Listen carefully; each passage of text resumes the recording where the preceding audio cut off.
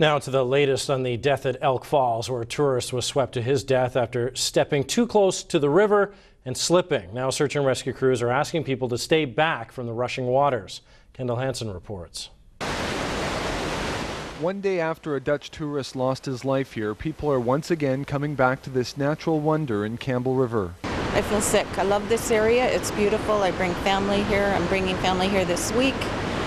But it's a very aggressive area.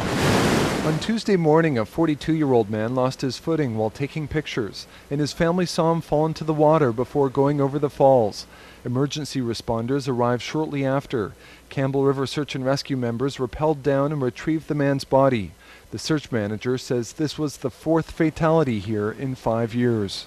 It's not an uncommon occurrence, unfortunately, with the water conditions and being a very popular spot and not a whole lot of boundaries for people to be stopped at. It does lead to some fatalities, yeah. As a guideline, Grant Cromer says people should stand back this far, at least 3 meters from the edge, to avoid falling into rushing water. Whereas if you're standing a foot or two from that water's edge, you may not plan on it, but your odds have been increased whether you know it or not.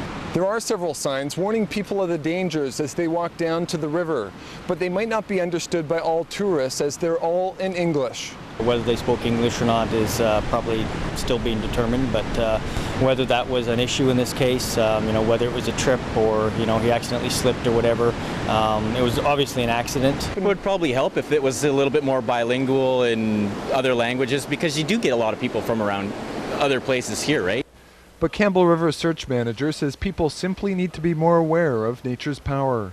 Signage is only so good, you put up fences, you block it from everybody, so I just think it's the way we're wired to be attracted to water and unique features. Check News asked BC's Ministry of Environment whether it's reviewing the matter and whether it's ever considered changing their signage at the park, but we did not get a response before our deadline.